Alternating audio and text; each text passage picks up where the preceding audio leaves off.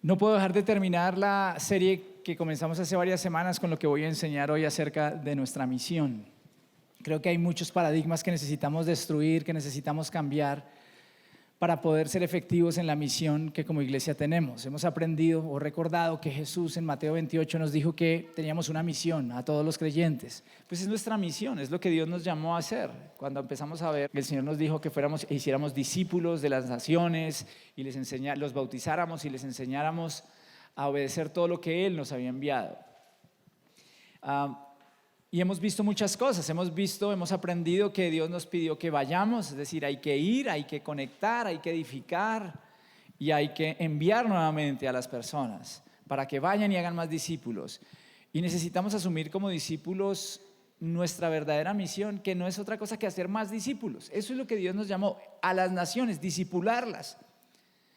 Si tomáramos en serio eso, si realmente comprendiéramos este llamado, el impacto que tendríamos sobre la humanidad sería profundo. Por ciertos momentos de la historia, la iglesia ha entendido eso y ha tenido un gran impacto en la historia. El comienzo, lo que llamamos o conocemos como la iglesia primitiva, esa iglesia que se describe en los Hechos de los Apóstoles, es una muestra de ello. Cómo en pocos años transformaron toda una sociedad. Pero parece que la comodidad hace que la gente se pierda y que la iglesia esté olvidándose de su misión. Parece que la comodidad, la buena vida, la prosperidad hace que nos olvidemos un poco de lo que significa caminar con Dios. Y yo no logro entender por qué tenemos que estar mal para buscar a Dios. Hoy no lo logro entender, o sea, hace años lo buscamos porque estábamos mal, pero aún estando bien, yo he descubierto el gozo, la alegría de estar con Dios, de disfrutar con Dios. No tenemos que vivir amargados y aburridos, sufriendo para buscar a Dios. Deberíamos ser la gente más conectada con Dios en los momentos más felices, pero suele pasar que cuando nos va bien, nos olvidamos de aquel que nos dio la bendición, de aquel que nos permitió generar lo que tenemos. Y entonces ahí es en donde la iglesia empieza a desdibujarse de muchas maneras. Y por eso tenemos tan poco impacto. Si somos honestos, ese impacto de la iglesia se ha venido diluyendo y ese impacto en nuestra cultura es muy pequeño en los tiempos de prosperidad, de tranquilidad. Ese impacto no se nota. ¿Y por qué se los puedo decir? Porque uno simplemente tiene que mirar a su alrededor y hacerse preguntas. ¿Cuántos cristianos están diseñando políticas realmente sociales para ayudar a nuestros pueblos en Latinoamérica? ¿Cuántos cristianos están haciendo investigación, desarrollo, que haga avances para la gente de hoy? ¿Cuántos cristianos están trabajando por el medio ambiente, por transformar lo que vemos hoy que nos tiene preocupados para los próximos años, para nosotros, nuestros hijos? ¿Cuántos cristianos hoy están definiendo lo que pasa en una sociedad desde el punto de vista de la economía, desde el punto de vista del arte? Tenemos muy poco impacto y es más, tenemos tan poco impacto que la cultura nos ha moldeado en muchas formas últimamente.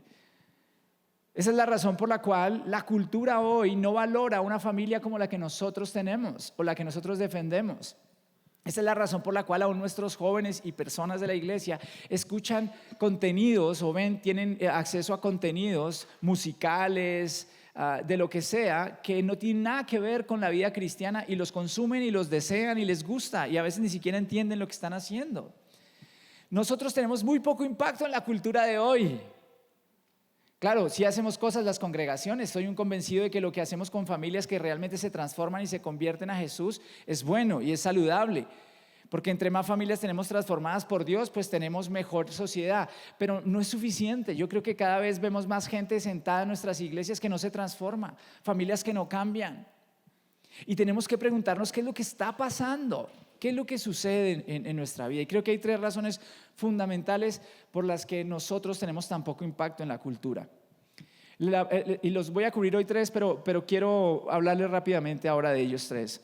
El primer factor creo que es un entendimiento incompleto de nuestro llamado. Por eso tenemos una acción incompleta en la sociedad. No entendemos completamente el llamado que Dios nos ha dado, por eso tenemos una acción incompleta en nuestra sociedad. Lo segundo es que nos falta algo que vamos a llamar una cosmovisión realmente bíblica. Creo que el pueblo cristiano hoy carece de una genuina cosmovisión bíblica.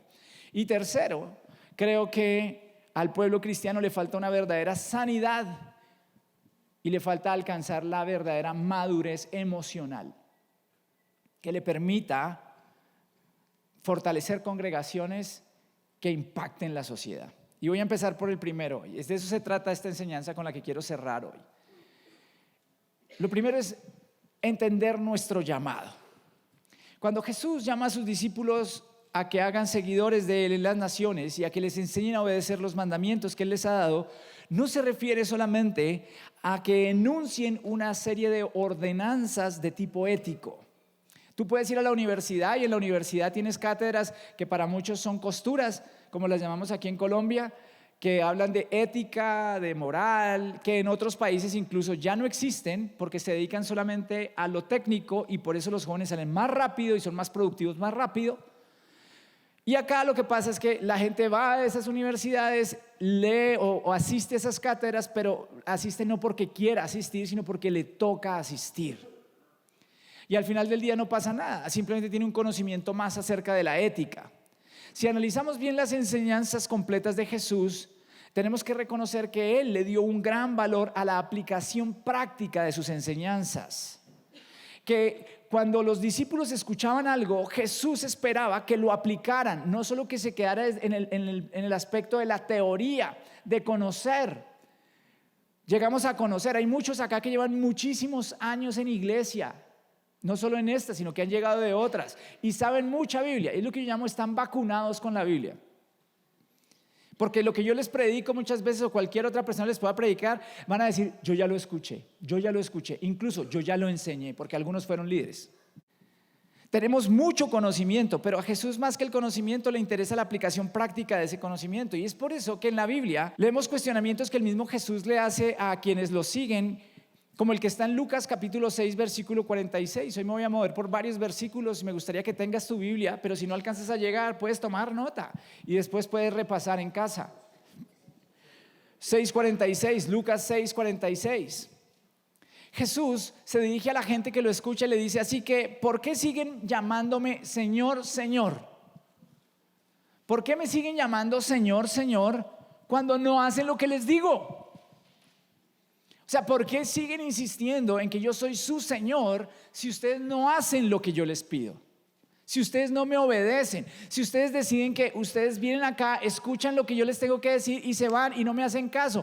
Yo francamente no sé lo que estaba pensando Jesús en ese momento, solo puedo leer aquí el texto, pero yo a veces me identifico con el Señor porque yo creo que uno a veces se siente así.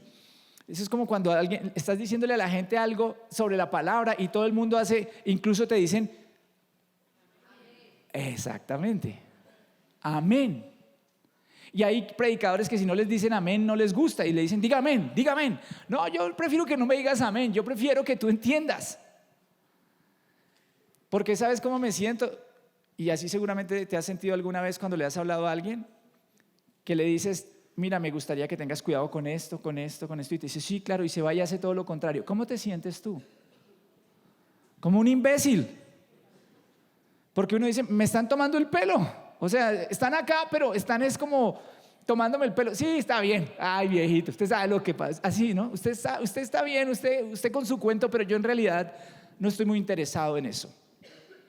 Es para mí todo una encrucijada o una interrogante el por qué nosotros tenemos esa tentación a cumplir con lo religioso, porque de eso se trata, pero no de llevar eso a la vida práctica, o sea, perder tiempo para mí, porque venir a una congregación, escuchar una prédica por un tiempo, para salir a no hacer nada, me parece que es perder el tiempo. Y sabes, Jesús les decía, ¿por qué me llaman Señor, Señor, si no hacen lo que yo les pido? Él no estaba limitando sus mandatos a porciones específicas de la Biblia. Él se refería a todo en la Escritura. O sea, Jesús no estaba diciendo, es que ustedes pueden tomar este pedacito de la Biblia que les conviene y hacerlo, y este que no les gusta y no hacerlo, o este que la cultura imperante dice que no hagan así y vivir como dice la cultura. Jesús estaba diciendo, es todo. Por eso Él dice, cielo y tierra pasarán, pero mis palabras no pasarán. Y la Biblia dice, la suma de la Escritura es verdad, toda ella, no un pedacito. No un pedacito. Y hemos perdido de vista que el Señor nos hizo un llamado. Y esto es parte de la Escritura y de lo que nos enseñó a obedecer, que pocas veces enseñamos. Está en el Génesis, en el capítulo 1, en el versículo 28. Cuando Dios crea al hombre, al ser humano, y les crea hombre y mujer, dice que los bendijo con las siguientes palabras: sean fructíferos y multiplíquense, llenen la tierra y gobiernen sobre ella, reinen sobre los peces del mar, las aves del cielo y todos los animales que corren por el suelo. Es lo que algunos hoy han denominado el mandato cultural. Todos podemos citar el texto de Mateo 28. Vayan por las naciones y hagan discípulos. Pero antes de ese llamado hubo otro llamado y está en Génesis 1:28. Y es el que dice: yo creé al ser humano y le ordeno que me represente en la tierra y que señoree la tierra, que administre la tierra, que gobierne la tierra. Eso fue lo que Dios le dio al hombre, al ser humano. Nos dio el gran privilegio de representarlo sobre la tierra, de administrar lo que Él nos ha dado. Y esa es la razón por la cual nosotros debemos comprender que el sentido de realización de un discípulo, de un hijo de Dios, tiene que ver con ocuparse de una forma que sea creativa, escúchame bien, constructiva de las cosas que hay en esta tierra. El ideal de la existencia humana para Dios no es alcanzar una eternidad de tiempo libre, porque así es que mucha gente ve la vida cristiana. El otro día escuchaba a Pablo Deiros allí en Panamá y de verdad él recreaba muy bien cómo pensamos hoy acerca del cielo, y lo pensamos en una forma barroca. ¿A qué me refiero con el barroco? Que nos imaginamos que el cielo va a ser un lugar a donde vamos a llegar y va a haber angelitos pequeños regordetes tocando liras, arpas, y que nosotros eso es lo que vamos a hacer toda la eternidad. Yo le digo una cosa: si eso es la eternidad, entiendo por qué algunos no quieren ir allá. Pero no es esa la eternidad que Jesús ha prometido, olvídate. Es más, Jesús dijo algo: el que es fiel en lo poco será fiel en lo mucho. Y yo le diré aquel día: fuiste fiel ahí en lo poco, entra en la alegría, en el gozo de servir a tu Señor. Yo creo que Dios nos va a tener cosas muy hermosas para hacer por la eternidad. Claro, el solo hecho de adorarlo creo que será algo magnífico, pero yo creo que lo adoraremos también con lo que hacemos allí, como lo podemos adorar con lo que hacemos aquí. Por tanto, quiero volver a esto: la existencia humana va a encontrar significado cuando se esfuerza creativamente para dedicarse en su quehacer a la gloria de Dios en este momento, en la tierra. Nuestra vocación no existe o no consiste solamente en acceder al cielo, en hacer cosas aquí para tener una eternidad en el futuro con Dios, sino que consiste en cultivar la tierra, no solo en salvar almas, sino también en servir a Dios con lo que hacemos en esta tierra y transformar la cultura.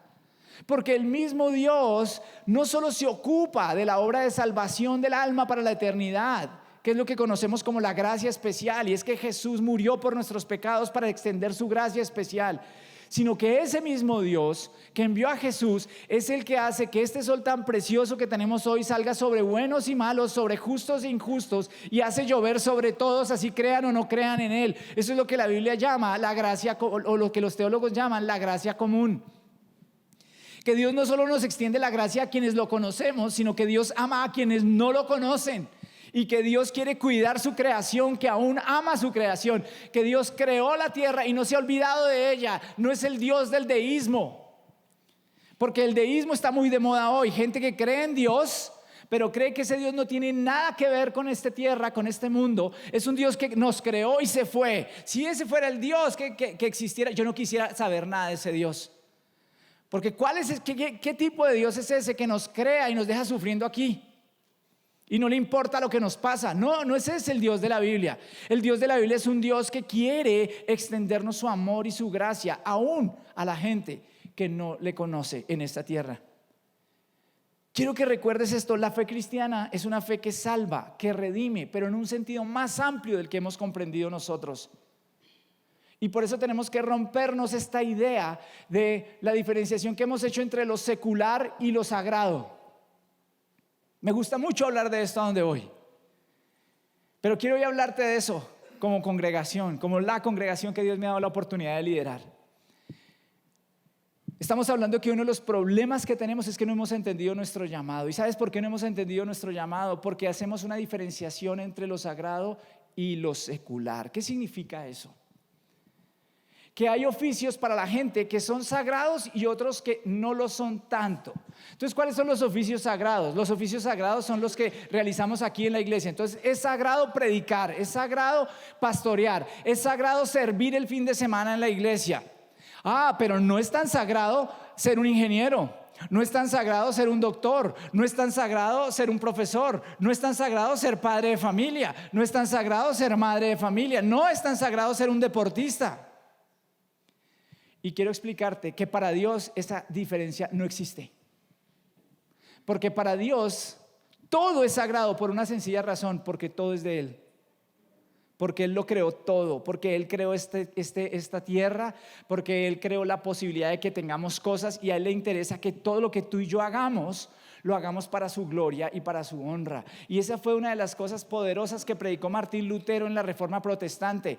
Y es que él se dio cuenta que se había hecho una diferencia entre sacerdotes y laicos.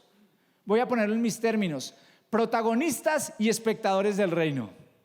¿Sabe quiénes son los protagonistas? Los sacerdotes, los pastores, los que están allá predicando. Esos son los protagonistas. Y la gente, los laicos, solamente van a la iglesia para consumir algo el fin de semana que mueva su corazón, que les ayude a pasar la situación que están viviendo y ya.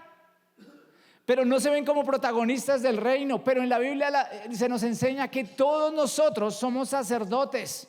Y si no me crees, puedes leer 1 de Pedro capítulo 2 versículo 9. Porque el apóstol Pedro rescató solo lo que está en todas las páginas de la escritura en este versículo.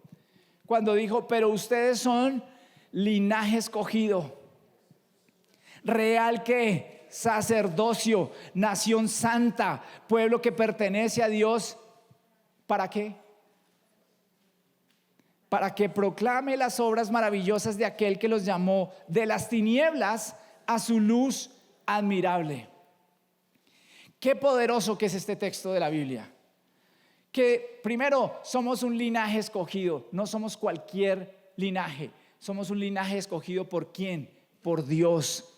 Linaje escogido, real sacerdocio. Tú y yo somos sacerdotes. Entonces yo quiero que hoy hagas algo. No lo suelo hacer muchas veces porque pienso que hay gente que no entiende eso, pero hoy sí lo vamos a hacer. Quiero que le digas a otra persona que tengas al lado: sí. Pregúntale esto: ¿sabes que eres real sacerdocio? ¿Que eres un sacerdote?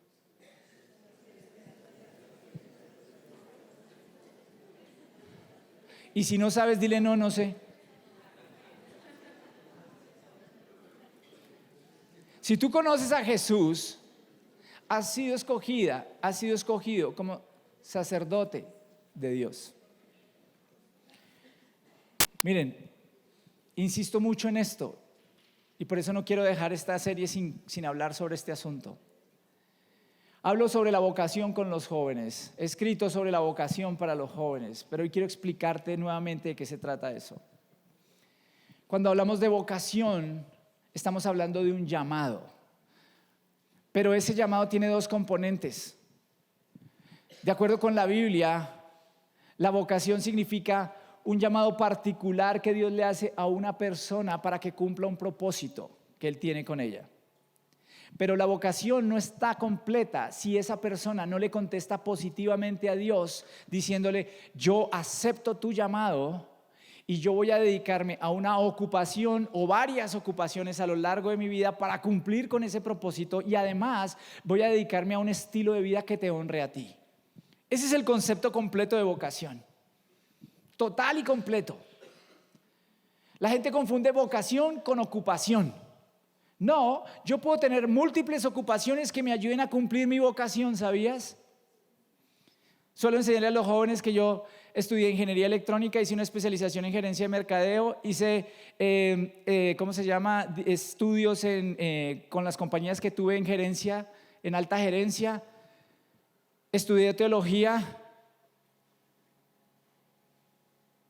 Y hoy soy pastor, ingeniero electrónico, trabajé en muchas cosas. Y la gente dice: ¿y por qué? ¿Cómo se mezcla todo eso? Yo te podría explicar, no tengo tiempo hoy para decirte cómo todo eso ha sido parte de mi vocación. diferentes ocupaciones que me han llevado por la vida para encontrar mi vocación con Dios y cumplir su propósito. No es una ocupación, no es una profesión, no confundas vocación con ocupación. Tu ocupación se desprende de tu vocación, de tu llamado. Y si quieres saber más, escríbenos por el libro que tengo para que puedas entender un poco más de eso. Pero Dios te ha llamado a ti y te dio unos talentos, te dio una capacidad. Él te diseñó de una manera que habla de para qué fuiste hecho en esta tierra y cuál es tu propósito. No importa la edad que tengas, por supuesto, entre más joven, más rápido podrás mejor para descubrirlo. Pero Dios te dio una capacidad. Entonces, si eres ingeniero, Dios quiere usar la ingeniería. Si tú eres médico, Dios quiere usar la medicina. Si tú eres político, Dios quiere usar la política. Sí, esa cosa que hemos dicho que es del diablo. Y que somos tan apáticos. Y por eso está la sociedad como está. Dios quiere hacer algo. El reino de Dios debe extenderse con lo que hacemos. ¿En dónde está el reino de Dios? Les pregunto. ¿En dónde está? Allá arriba en el cielo, ¿cierto? En algún lugar en el cielo. O por allá en la eternidad. ¿Dónde está el reino de Dios? ¿Saben que los fariseos le hicieron esa pregunta a Jesús? Los fariseos un día agarraron a Jesús en Lucas 17, en el versículo 20 lo leemos. Se le acercaron y le preguntaron: ¿cuándo vendrá el reino de Dios? Porque ellos no entendían esto del reino de Dios. Ellos estaban esperando que algo pasara y que viniera Dios así con trompetas y que hiciera un montón de cosas y barriera con todo el imperio romano. ¿Cuándo vendrá el reino de Dios? Y Jesús les contestó: no pueden descubrir el reino de Dios por medio de señales visibles. Nunca podrán decir aquí está o está por allí. Y escucha esto: porque el reino de Dios ya está entre ustedes. El reino de Dios está entre nosotros. Pero hay muchos que no lo han visto. Hay muchos que no lo entienden. Hay muchos que no caminan en el reino de Dios. El reino de Dios, escúchame bien, es toda esfera en el universo en donde se cumple la soberanía de Dios, en donde Dios es el soberano, donde la voluntad de Dios se hace. El reino de Dios sucede en todo lugar en donde nosotros estamos sometidos a la soberanía de Dios. Ese es el reino de Dios. Un rey no es un rey si la gente no lo obedece. Un rey no es un rey si no toma decisiones sobre un terreno, sobre un territorio. Ese es el reino de Dios. ¿Y sabes quién estableció el reino de Dios? Jesús. ¿Por qué estaba diciendo que el reino ya está entre ellos? Porque dice: yo ya llegué, yo soy el soberano, yo soy el rey y yo vengo a establecer mi soberanía en las personas que quieran vivir para mí, que quieran trabajar para mí. Ese es el reino de Dios. Y tú y yo debemos comprender eso. Todo el universo le pertenece a Dios. Todo el universo. Pero en un minúsculo lugar del universo llamado Tierra, muy pequeño en el contexto universal, hay una rebelión que tomó lugar. Una rebelión en donde unas criaturas que deberían estar sometidas a Dios, al rey, dijeron: no queremos estar con el rey, no nos interesa estar con el rey. Y al no someterse al rey, el rey les dijo: ok, entonces tomen decisiones como ustedes quieran, porque este rey es bien diferente a los que hemos escuchado. Y les dejó en su capacidad de hacer cosas. ¿Y sabes qué hizo la gente? Trajo enfermedad, pobreza, desastres, corrupción, injusticia, por no estar sometidos al rey.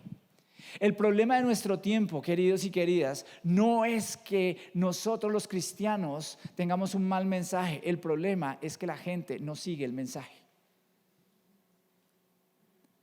El problema no es Jesús ni el cristianismo. El problema es la gente que no representa correctamente a Jesús.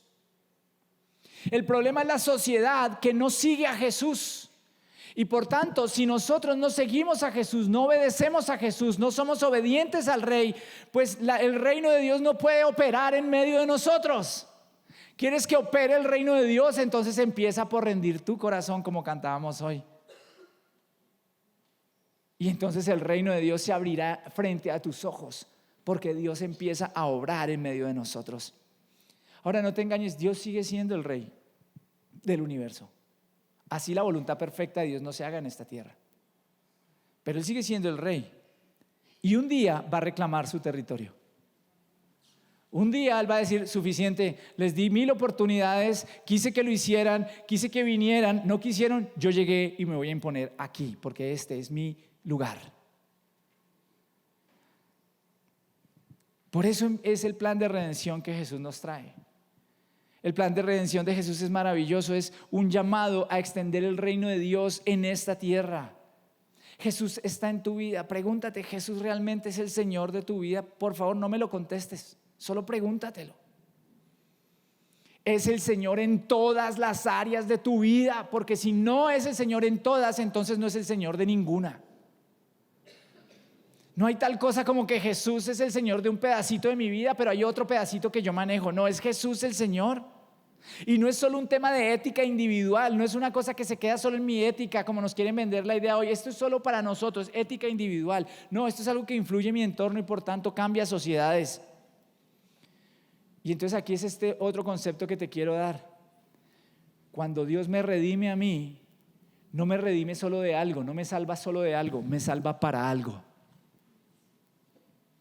Jesús no solamente me salvó del pecado, Jesús me salvó para ayudar a otros, para extender el reino, para sacar a otros del pecado.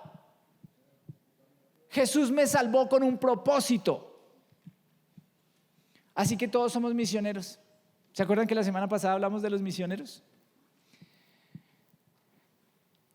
Tal vez no somos todos misioneros como los que hablamos la semana pasada, que se van a ir a otra cultura, que van a cambiar de región.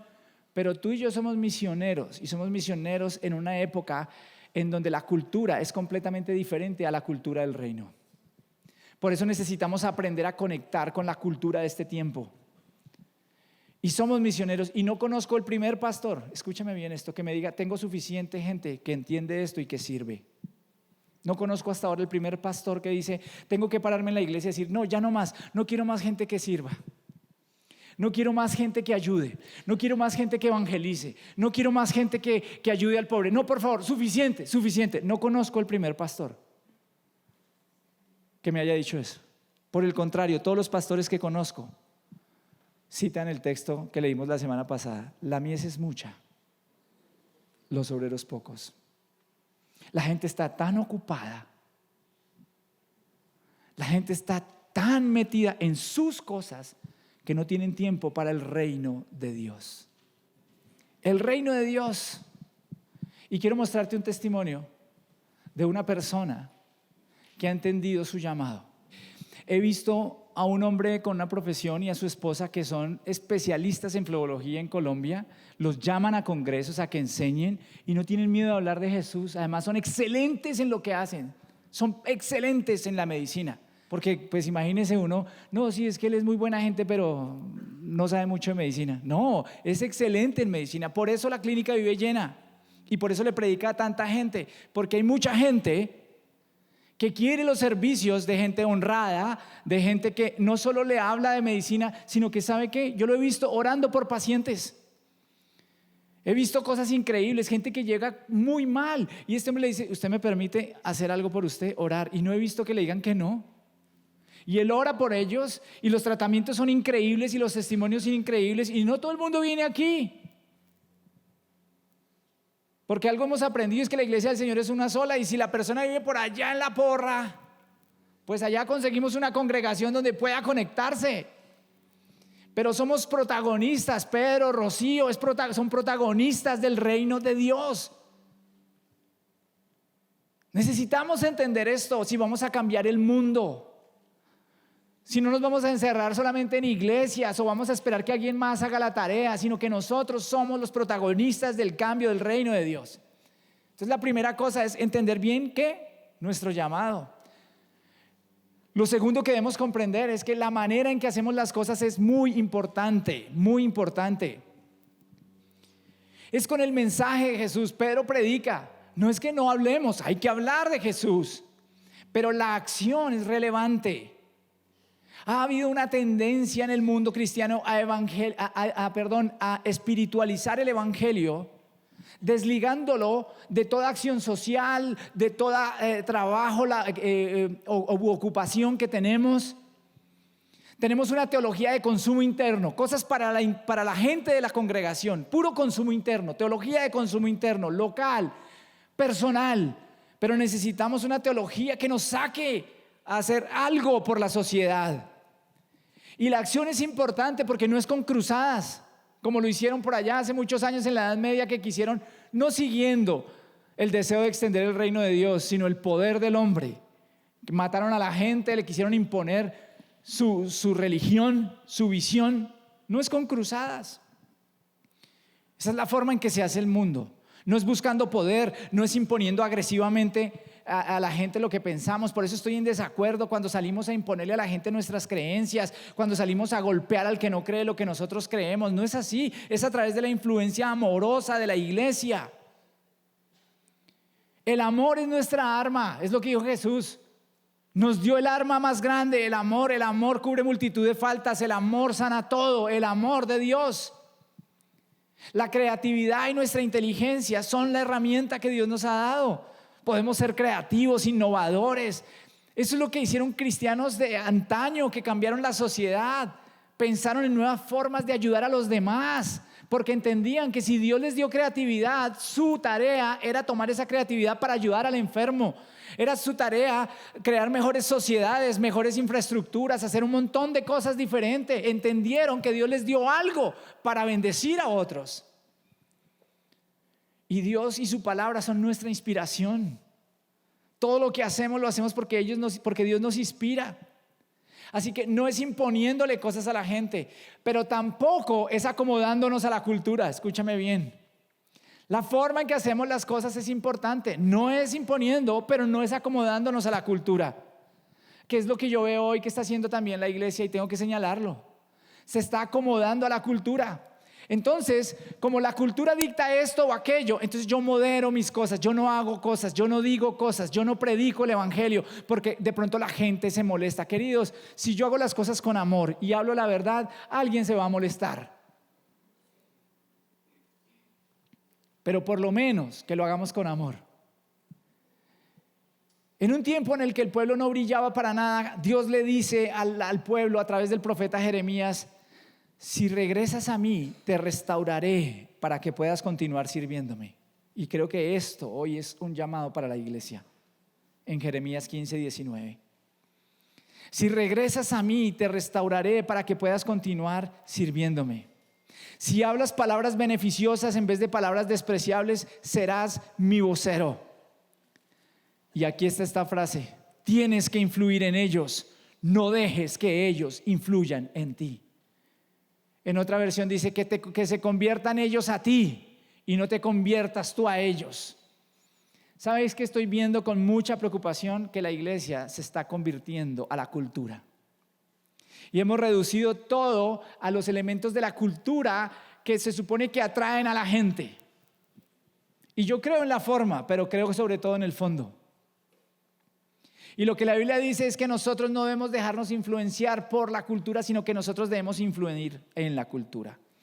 ¿Y cómo influenciamos la cultura? Te lo voy a decir. Cuando trabajamos y hacemos negocios a la manera de Dios, estamos redimiendo lo que Él mismo creó como un regalo para el ser humano y lo adoramos a Él. ¿Sabes? La semana pasada me contaban de estas historias de gente comprando votos aquí en nuestras veredas, ¿no? Gente llevando en buses a gente para que vote por ellos, descaradamente pagando por un voto. En las últimas semanas y meses, la gente comprándole mercados a otros para que voten por ellos.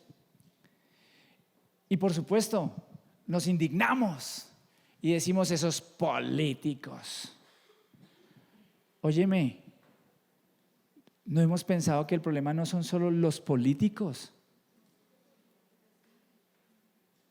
Porque en una cultura en donde haya alguien que compre votos, pues habrá alguien que los venda. ¿Te has puesto a pensar en el mundo de los negocios que en una cultura en donde la gente paga coimas o paga sobornos es porque hay alguien que lo recibe.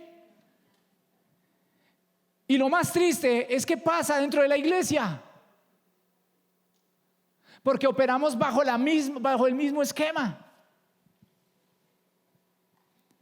Llevamos dobles contabilidades. Eso sí escucho que dicen, no, es que yo hago eso porque es que como el gobierno se roba todo. Entonces nosotros como roban, robamos. Encuentro que los mismos cristianos se dan justificaciones a sí mismos. Yo evado impuestos porque a mí el gobierno me roba. ¿Sabes? A mí me duele pagar impuestos. Claro que sí, voy a decirlo como un ciudadano colombiano. Y me duele porque yo no veo que mis impuestos ayuden al necesitado. Pero los pago.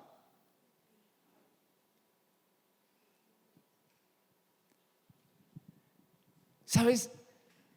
Si la base de la sociedad cambiara, esta gente tendría que irse para otro lado. Si realmente fuéramos el pueblo de Dios y entendiéramos que nuestro trabajo es una bendición de Dios, y que cuando tú lo haces a la manera de Dios, bendices a la gente. Si tú te comprometes a hacer algo, cúmplelo. Sé excelente. Cumple con tu palabra. Entrega el producto que vendiste. Cumple tus compromisos. No sobrevendas algo. No hagas, como dice la Biblia, pesas que estén mal calculadas para vender cosas que no son correctas. Sabes, yo creo que esta tierra y Colombia necesita un movimiento, no de apedreamiento como el que estoy viendo en las calles hoy. Una verdadera revolución de gente que haga las cosas como Dios manda. Y no si la otra gente lo hace o no lo hace.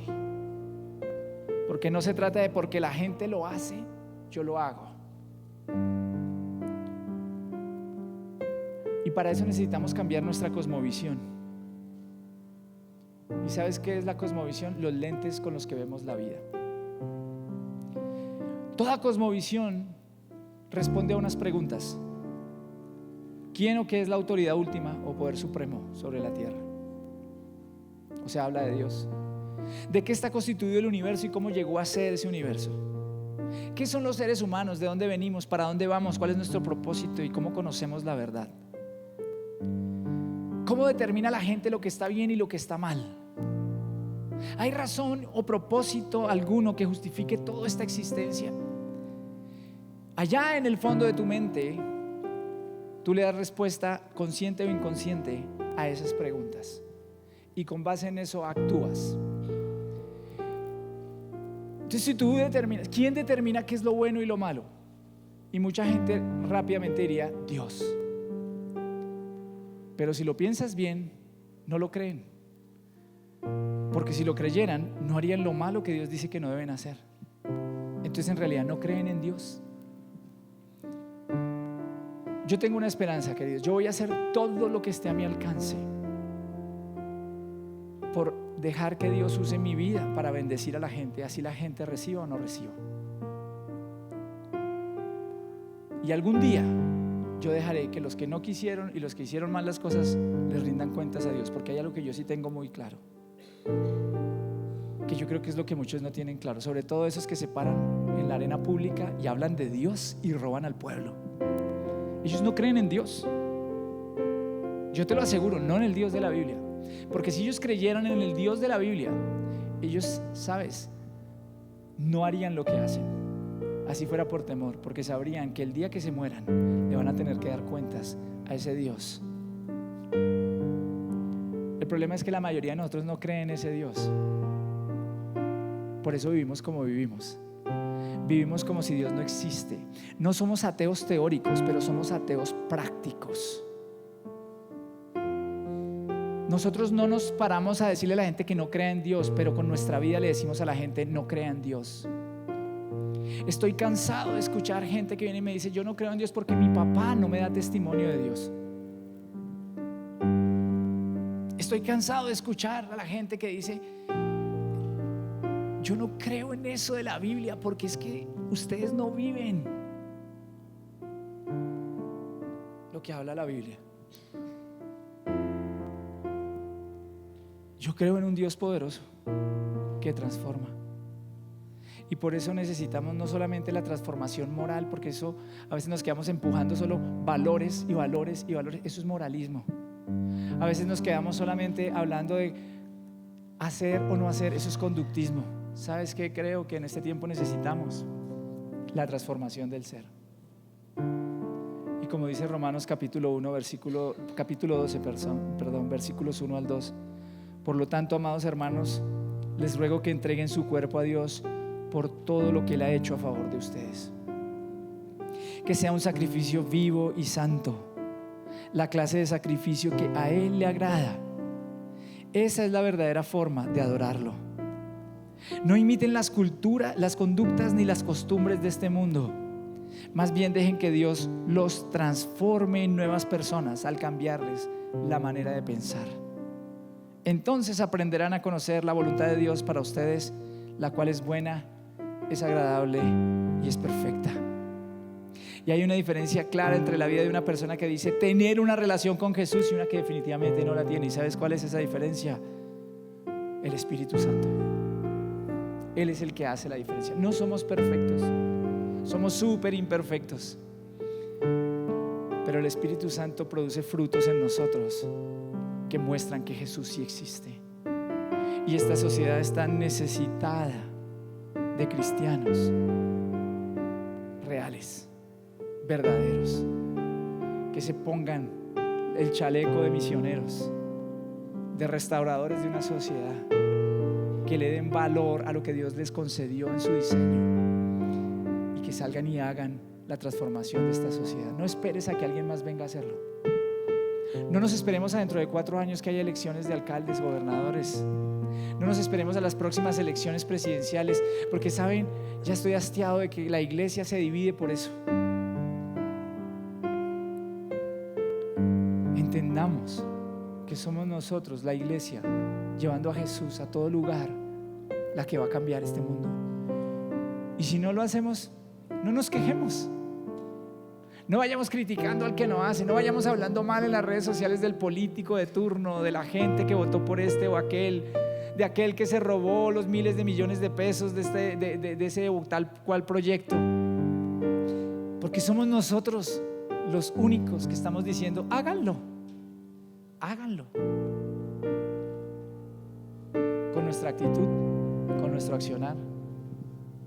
Y yo quiero invitarte a que hoy cierres tus ojos y pienses esto. ¿Qué te dio el Señor? ¿Qué área de influencia te dio el Señor? Y no menosprecies el área de influencia que Dios te ha dado. Porque si eres un profesor, tienes una gran influencia. Si eres maestro, tienes una tremenda influencia.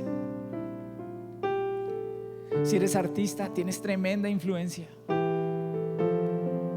Cualquiera sea tu profesión, Dios te dio una influencia, empezando por tu hogar. ¿Cómo estás influenciando hoy tu hogar? ¿Cómo estás viviendo el reino de Dios hoy en tu hogar? ¿Quién eres cuando nadie te ve? Cuando no estás en la iglesia. ¿Quién eres cuando estás allí en la intimidad con Dios? ¿O cuando estás sin Dios?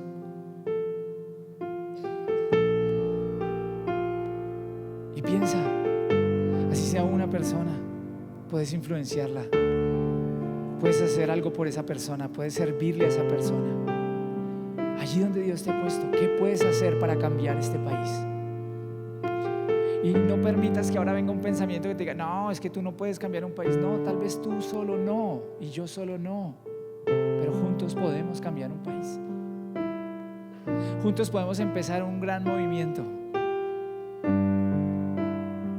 Porque el Espíritu Santo tiene el poder para hacer cosas geniales con cosas muy sencillas.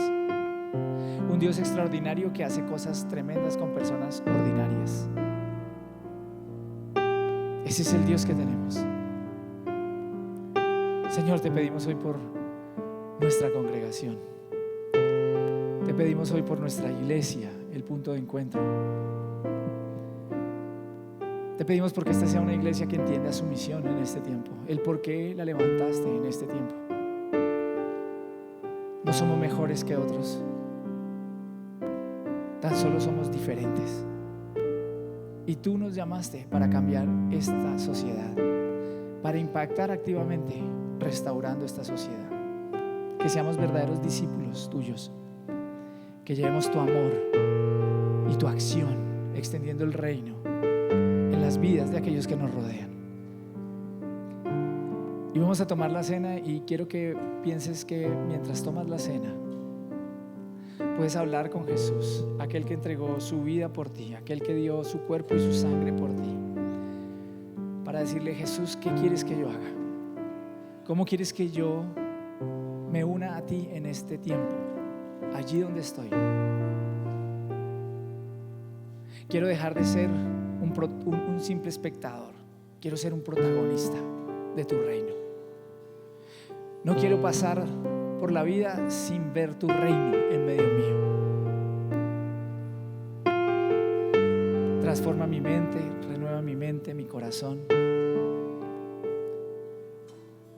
para que yo pueda comprender cuál es tu voluntad, que es buena, es agradable y es perfecta. Hoy decido dejar de criticar, de señalar. Hoy decido dejar de señalar aquellas cosas que no funcionan para ver aquello que tengo que hacer para que funcionen. Porque creo que tu poder puede ayudarme a hacer la diferencia en esta tierra. Y mientras hablas ahí con el Señor y dejas que Él te hable y te muestre que